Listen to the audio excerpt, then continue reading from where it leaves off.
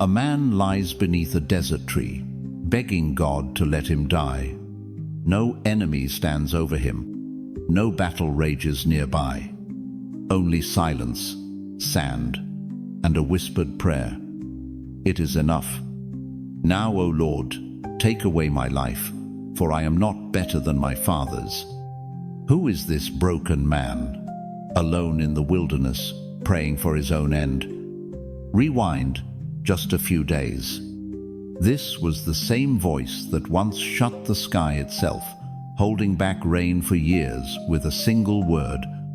The same man who called down fire from heaven and watched an entire kingdom fall to its knees. He stood alone against the power of a nation and did not flinch. When he spoke, creation listened. His name was Elijah. And yet the man who once silenced kings can no longer silence his own despair.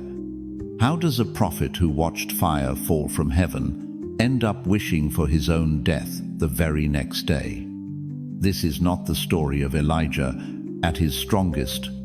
It's the story of what happens after the miracle, after the mountaintop, when obedience seems to change nothing, and even God's chosen servant begins to wonder if any of it ever mattered. And what God does next, in that wilderness, reveals something every exhausted, faithful heart needs to hear. Why Elijah prayed to die.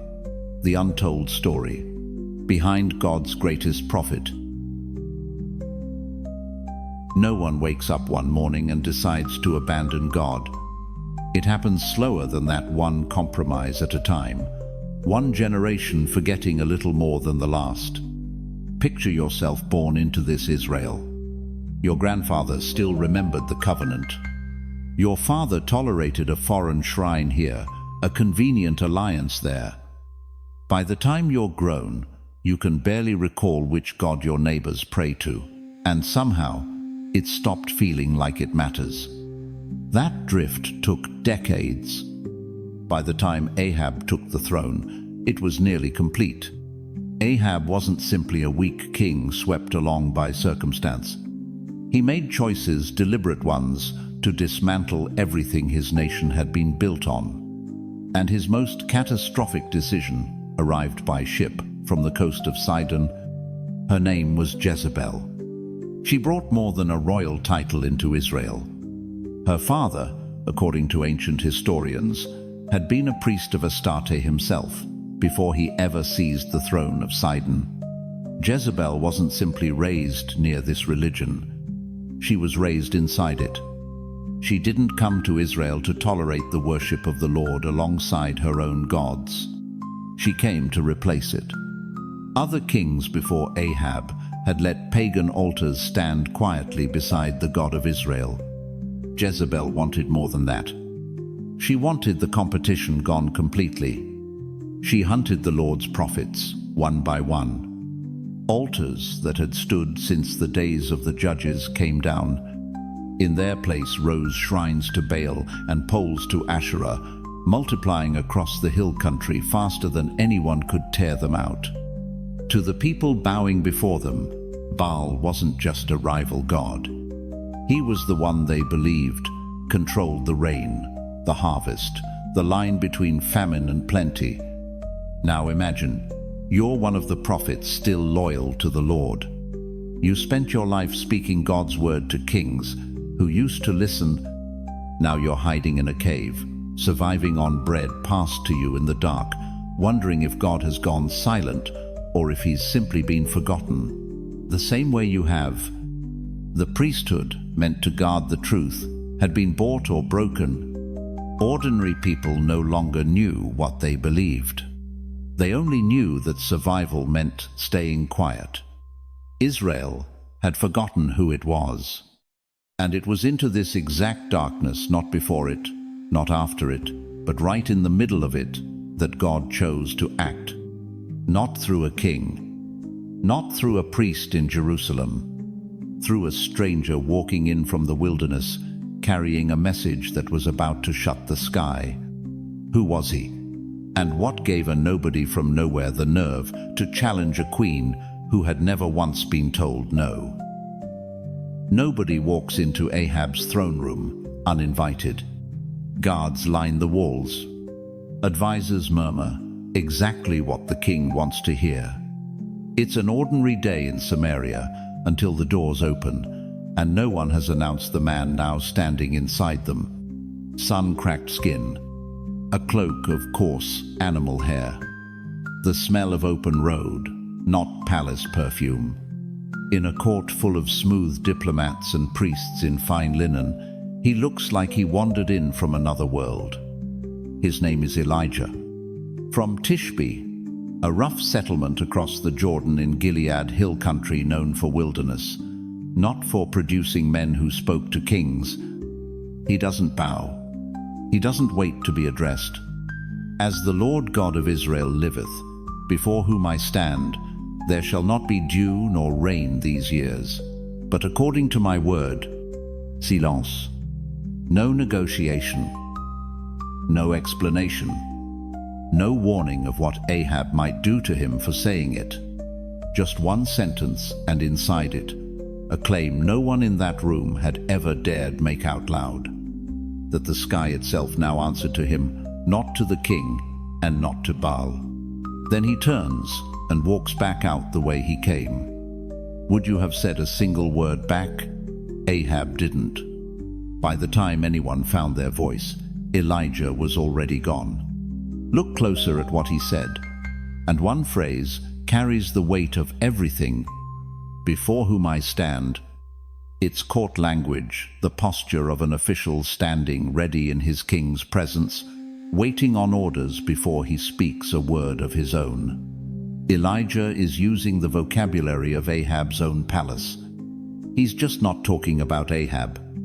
That's where the authority came from. Not confidence Elijah built himself.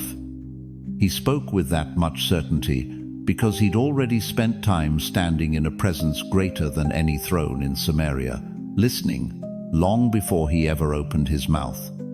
And the target of his words was precise. Baal was worshipped as the storm god, the one who supposedly sent the rain and filled the granaries.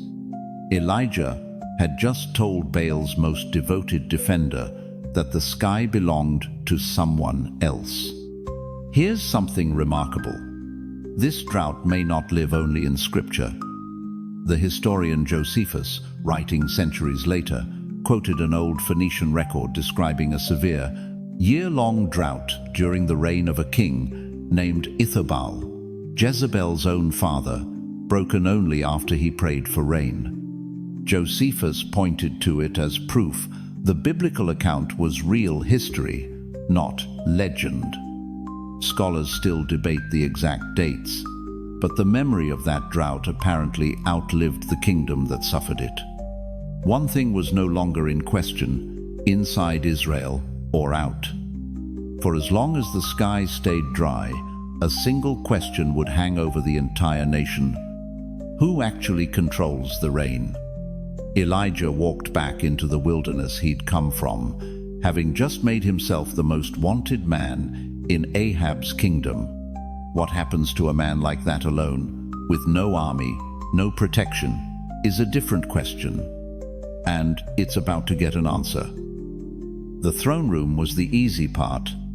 Fire in his voice. A king struck silent. An entire court left speechless. That kind of courage comes naturally to some men. What God asked of Elijah next required something harder. Go into hiding. Not rally support. Not ride the momentum of what just happened in Samaria. Just disappear. East, across the Jordan, into a ravine called Cherith, where a narrow stream cut through the rock, and nobody would think to look for him. Scholars still debate exactly which wadi this was. What's certain is the kind of place it describes. Dry hills, a hidden thread of water, the sort of terrain where a man could vanish completely. God gave him one more instruction before the silence began. I have commanded the ravens to feed you there. Ravens, not doves. not angels bearing feasts. Scavenger birds, the kind Israel's own law called unclean. Birds that circled battlefields and fed on what death left behind. Of every creature God could have chosen to sustain his prophet, he picked the one that would have unsettled a devout Israelite, just to watch. Twice a day they came. Morning, evening. Bread in their beaks, meat in their claws, dropped beside a man crouched among the rocks with no way to control or verify any of it. He couldn't hunt the ravens down and demand consistency. He couldn't plant a backup field. He just had to be there, waiting when they arrived, and trust that they would keep coming. Day 1. The brook still ran high enough to drown out the silence. Somewhere further on, the days blurring together, the way they do in isolation, Elijah would have started noticing the rocks. More of them every morning, poking up where water used to run. His own prophecy, working exactly as he'd declared it, and now closing in on him too. Try sitting with that for a moment. You deliver God's word. You watch it come true exactly as spoken, and the very thing you prayed for becomes the thing that might kill you. That's a different kind of courage than standing in front of a king. Fire in a throne room lasts a moment. Waiting by a dying brook, one raven delivery at a time, with no calendar telling you when it ends, that has to be found again every single morning. Eventually, the water stopped completely. Cherith went dry, exactly the way Elijah had promised. The whole land would. This is where God could have explained the next move, laid out a plan, given Elijah something solid to hold on to. Instead, 4 words. Go to Zarephath, Avidov's town, foreign soil, and not just any foreign soil.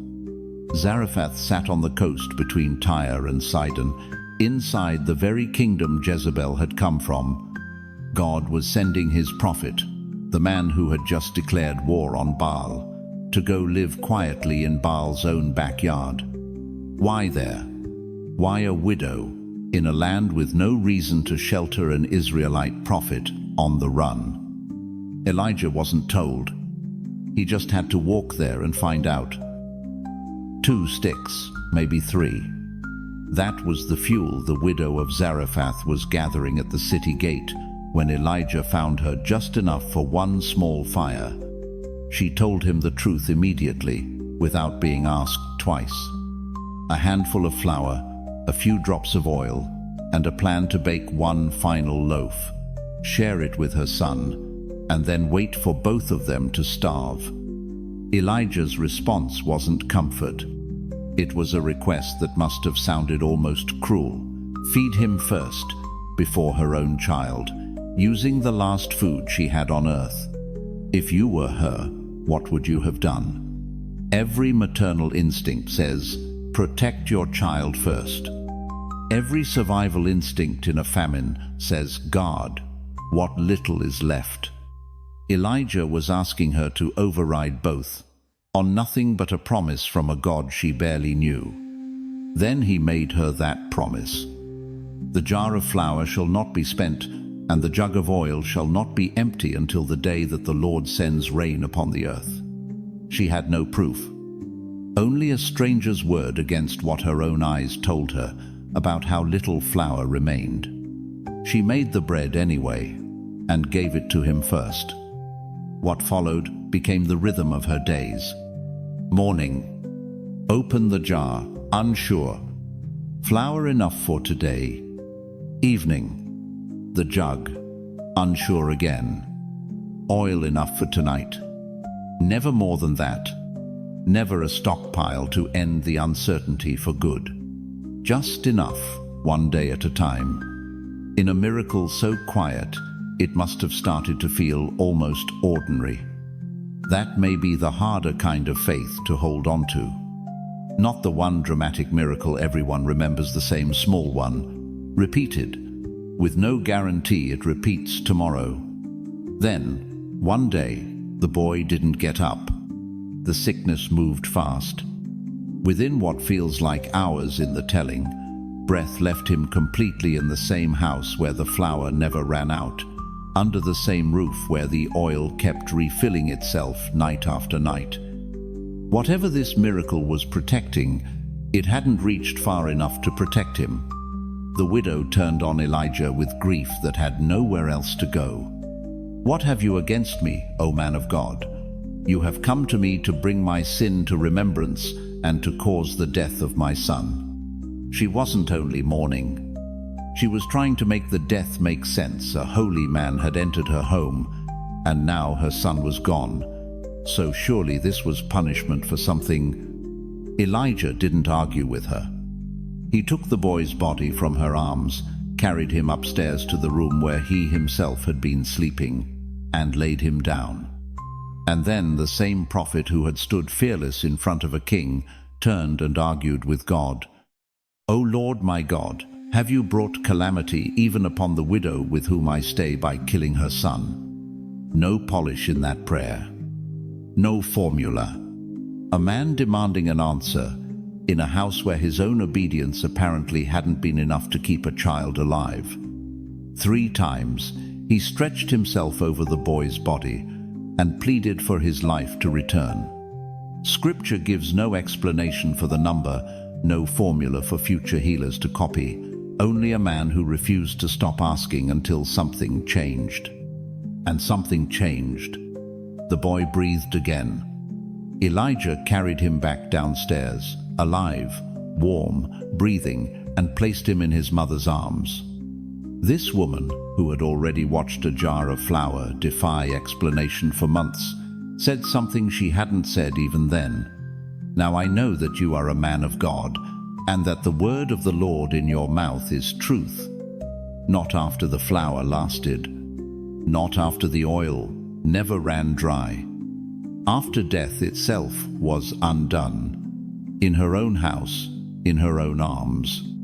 Centuries later, Jesus would stand up in his hometown synagogue and remind everyone listening that during that same famine, Israel was full of widows, and God sent Elijah to none of them, only to this one, a foreigner, outside the covenant entirely, in Sidon, of all places, and an old Jewish tradition impossible to verify, doubted even by many rabbis who repeated it later, gave this boy a name once he grew up. Jonah, sent years afterward to deliver God's word to another foreign city that didn't know him either. True or only legend? One thing in the text needs no tradition to confirm it. Long before this prophet did anything the whole nation would witness, God was already shaping him in a house. Nobody was watching. 1 jar of flour, 1 impossible prayer, at a time. 3 years is a long time to wait for God to break a silence he caused. When the word finally came, it wasn't gentle. Go back. Stand in front of Ahab again. Settle this, in the open, where the whole nation can watch. Word spread fast. By the time Elijah reached Mount Carmel, the crowd wasn't small. It was the entire nation, and on the other side of the altar stood 450 prophets of Baal and 400 prophets of Asherah. 850 voices, backed by the full weight of royal patronage, against one man in a hair cloak. Picture standing in that crowd, caught between 2 roaring claims about who actually runs the universe, waiting to see which one blinks first. The terms were brutal in their simplicity. Whichever God answers by fire, that one gets to be God. No hedging. No partial credit. The prophets of Baal went first, and they had reason for confidence. Carmel wasn't neutral ground. Long before Ahab's reign, this same ridge had held a high place devoted to the Lord, but that altar had fallen into ruin, and Baal worship filled the emptiness left behind. By every visible sign, this was Baal's mountain now. Morning stretched into afternoon. They built their altar, laid their sacrifice, and began to call, "Baal, hear us. Answer us. Rise, O Baal. Rise, O Baal. Bring the fire." Nothing. They shouted louder. Then Elijah started mocking them in front of the entire watching nation. "Cry aloud, for he is a god. Either he is musing, or he is busy, or he is on a journey, or perhaps he is asleep and must be awakened." That last jab wasn't random. In the mythology these prophets themselves followed. Baal was a god believed to die each dry season and descend to the underworld, mourned until his return brought back the rains. Elijah wasn't just insulting them, he was quoting their own religion back at them, needling the one wound their theology couldn't answer. So they escalated the only way their tradition knew how, cutting themselves with swords and spears until blood ran, in a mourning ritual meant to wake a god they feared might genuinely be dead. Hours of it, increasingly frantic. Still nothing. Not a sound. Not a flicker. Then it was Elijah's turn, and what he did next made no tactical sense at all. He rebuilt the altar of the Lord, stone by stone, on the same ridge where it had once stood before neglect. Let it fall. 12 stones, one for each tribe of a kingdom that had been politically divided for generations. He wasn't just building an altar. He was declaring, in stone, that the nation was still one before God, whether its politics currently agreed or not. He dug a trench around it, arranged the wood, laid the sacrifice. Then he called for water. In the middle of a 3-year drought, when a single cup of clean water was worth more than most people owned, Elijah ordered 4 jars poured over the entire altar. Then again, then a third time. 12 pourings in all, soaking the wood, drowning the sacrifice, filling the trench, until no one could possibly accuse him of hiding a spark. He had just made the fire's job as hard as it could possibly be. Then he prayed, no shouting, no blood, just this. O Lord, God of Abraham, Isaac, and Israel, let it be known this day that you are God in Israel, and that I am your servant, and that I have done all these things at your word. Answer me, O Lord, answer me, that this people may know that you, O Lord, are God, and that you have turned their hearts back. The fire fell. It consumed the offering, the wood, the stones, the dust, and every drop of water pooled in the trench. Complete, immediate, undeniable. The people who had watched for hours in silence didn't cheer. They fell on their faces. The Lord, He is God.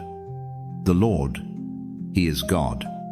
Everything Elijah had suffered for 3 years of hiding, of ravens, of a dying widow's son, of walking back into a kingdom that wanted him dead, culminated in a whole nation on its knees. The prophets of Baal were executed. Rain returned to the land. The drought Elijah had spoken into existence 3 years earlier was finally, publicly, undone. He had just won completely. Then a messenger arrived from the palace, carrying nothing but words from Jezebel. So may the gods do to me and more also, if I do not make your life as the life of one of them by this time tomorrow. That's all it took. Not an army. Not soldiers surrounding the mountain. One woman's threat, delivered by a single courier. And Elijah, the same man who had just called down fire in front of an entire nation, the same man who had stood alone against 850 prophets without flinching, once got up and ran for his life. Fire from heaven couldn't shake him. A single sentence did. A day's walk into the wilderness, alone. Elijah left even his own servant behind before he finally stopped. He sat down under a broom tree, the only shade for miles, and said something The man who called down fire 24 hours earlier never should have needed to say, "It is enough. Now, O Lord, take away my life, for I am not better than my fathers." No better than my fathers is the real confession buried in that line. Not fear of Jezebel alone. A verdict Elijah had quietly passed on his own life's work. Fire had fallen from heaven. A nation had dropped to its knees and shouted that the Lord was God. And less than 2 days later, Ahab was still king. Jezebel was still hunting prophets. The same crowd that had cried out on Carmel had almost certainly already drifted back to their old, comfortable compromises. He hadn't lost his faith that God was powerful. He'd lost hope that any of it actually mattered. God didn't argue with him, didn't correct the theology, didn't remind him what he'd witnessed less than 48 hours before. He let him sleep. Then something touched his shoulder. An angel, and beside him, bread baked on hot stones, a jar of water. No vision, no lecture, just, "Arise and eat." Elijah ate, drank, and lay back down, like a man with nothing left to give. The angel touched him a second time. "Arise and eat, for the journey is too great for you." Notice the order. Not the fear first. Not the theology first. The body sleep, then bread, then sleep again before God. Said one more word about anything else. Strengthened by that, Elijah walked 40 days and 40 nights to a mountain called Horeb. Horeb was Sinai, the same mountain where, centuries earlier, Moses had once fasted 40 days in God's presence and come down carrying the law. This entire nation was built on. Elijah wasn't fleeing to some random cliff. He was walking, without fully realizing it, straight back to where Israel's relationship with God had first begun. From commanding fire in front of a watching nation to hiding alone in a hole in a mountain, that's the distance he'd fallen in 2 days. A voice came in the dark. "What are you doing here, Elijah?" Not en accusation. An open door, and he walked through it. "I have been very jealous for the Lord, the God of hosts. For the people of Israel have forsaken your covenant, thrown down your altars, and killed your prophets with the sword. And I, even I only, am left, and they seek my life to take it away. I, even I only, am left." That was the real wound underneath everything. God told him to stand at the mouth of the cave, because he was about to pass by. Wind came first strong enough to tear mountains apart, strip rock from rock. The kind that makes a person believe the world is ending. The Lord wasn't in it. Then the ground convulsed, an earthquake deep enough to feel in your chest. The Lord wasn't in that either. Then, fire. The exact element Elijah had watched fall at Carmel 2 days earlier. The one sign he already knew how to trust completely. Still, the Lord wasn't there. And after all of it, when the mountain finally went still, a whisper, barely audible at all. That was where Elijah found him. He wrapped his face in his cloak and stepped out to the cave entrance, because apparently a whisper demanded something wind, earthquake, and fire never had. His full, quiet attention. He'd spent years inside the loud version of God's presence, public confrontation, national drought, fire, consuming a water-soaked altar in front of a crowd. Somewhere along the way, he'd started believing that was the only way God showed up. When the spectacle stopped, he assumed the work had stopped too. The voice asked again, "What are you doing here, Elijah?" And Elijah gave the exact same answer, almost word for word. Same grief. Same conviction that he was carrying all of this completely alone. The whisper hadn't changed his mind yet. It had only earned his attention. So this time, God didn't ask a third time. He gave him something to do. Go anoint Hazael as king over Syria. Anoint Jehu as king over Israel. Anoint Elisha to carry the mantle forward. 3 names, 3 futures already set in motion, whether Elijah felt ready or not. Sometimes, the clearest proof your work isn't finished isn't a comforting word. It's a next assignment. Then, almost as an afterthought, God added one more thing. Yet I will leave 7,000 in Israel, all the knees that have not bowed to Baal, and every mouth that has not kissed him. 7,000 people.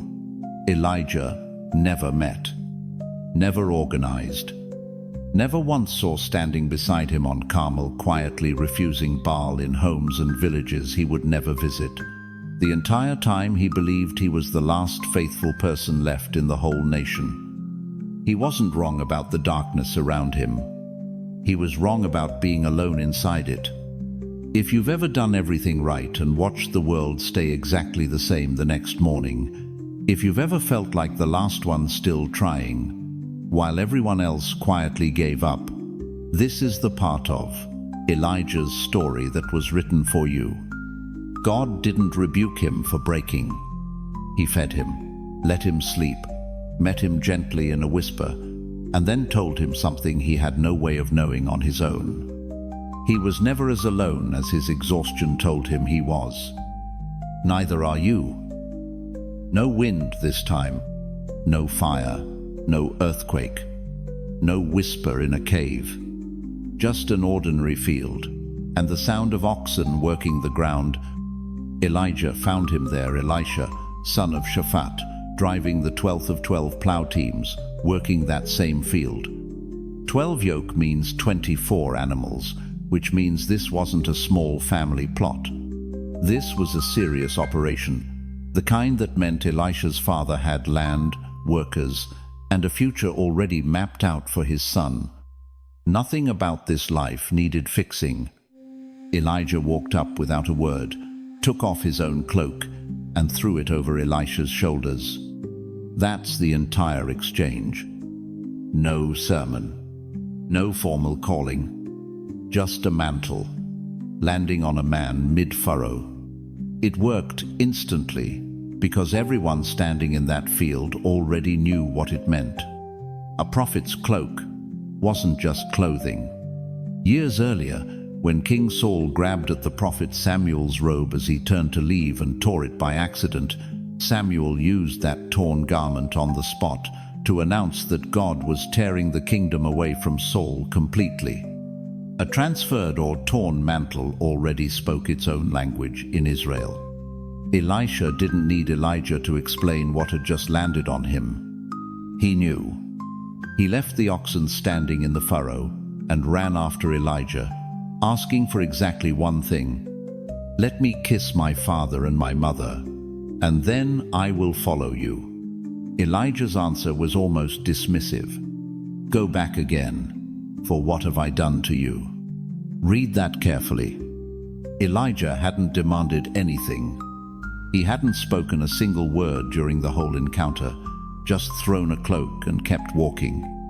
Elisha was completely free to go back, finish the plowing, inherit the land, live the comfortable life already laid out in front of him. Nothing was stopping him. He didn't go back to normal.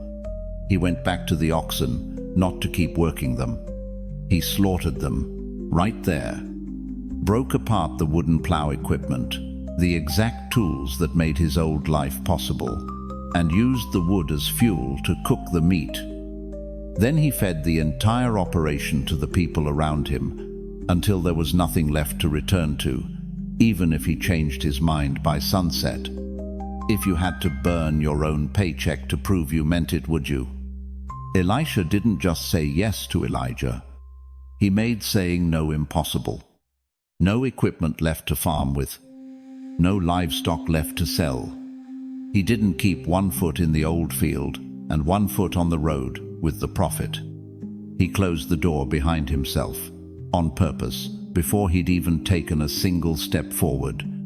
And Elijah, who had climbed down from Horeb, still convinced he was the last faithful man left in the whole nation, now had someone walking beside him. Someone the mantle had already marked as next. Ravens delivering bread twice a day. A widow's jar of flour that never once ran empty. Fire falling on a soaked altar in front of a stunned nation. A whisper after wind and earthquake and fire had all already passed by.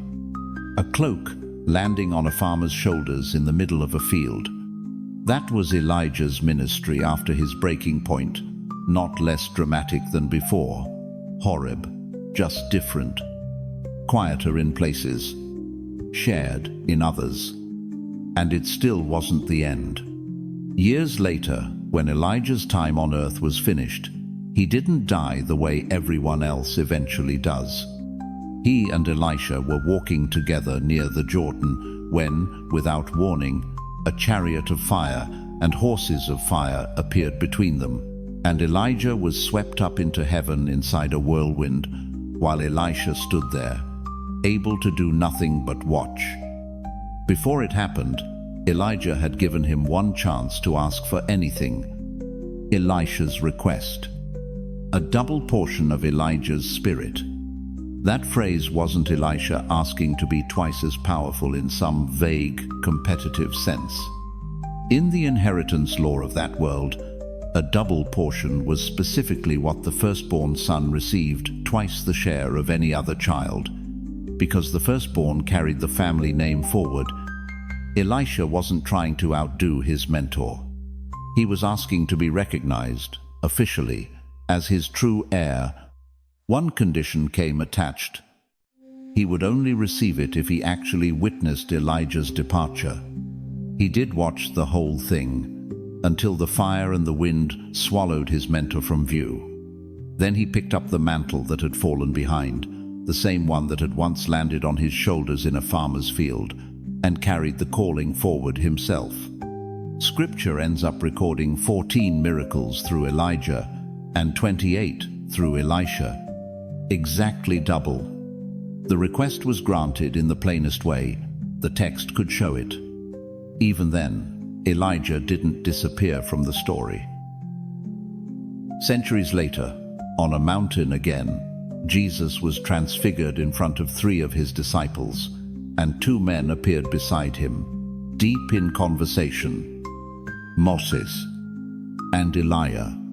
The same 2 men who had each once met God alone on a mountain, generations apart, one receiving the law, one nearly broken beneath a tree, standing together now beside the Son of God himself. Elijah's lowest moment was never his final moment.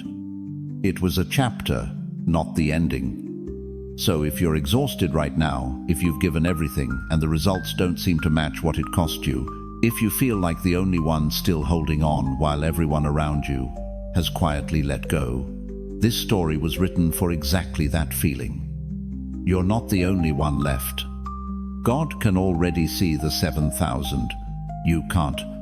He's already provided bread. You probably walked past without recognizing it was him.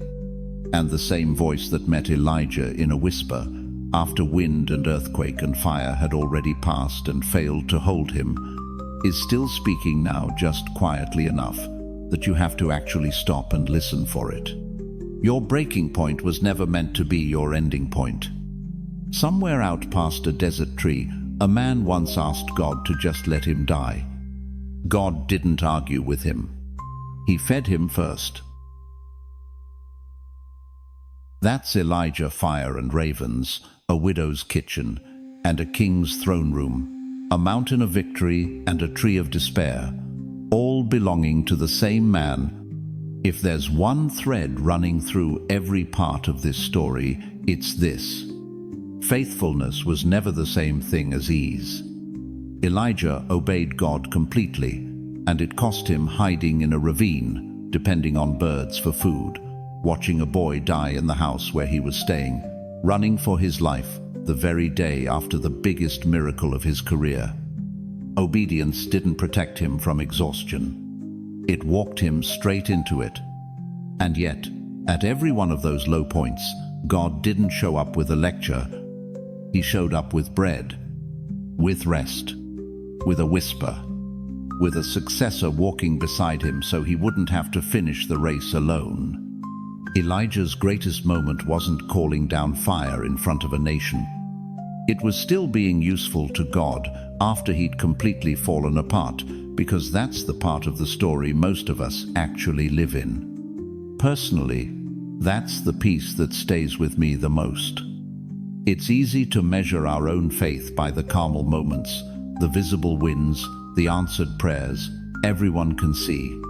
But most of life happens at Cherith, quietly, one day of provision at a time, with no one watching and no way to know if it's working. Elijah thought he was the last faithful person left in the whole nation. He was wrong by 7,000 people. I think most of us are wrong about that too, more often than we'd admit.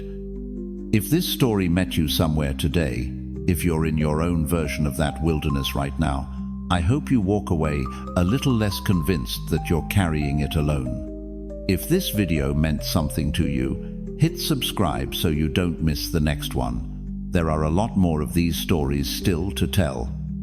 Drop a comment and let me know which part of Elijah's journey hit you the hardest. And if you know someone who needs to hear that their breaking point isn't their ending point, send this their way. It might be exactly what they need this week. Thank you so much for watching this one all the way through. I'll see you in the next story.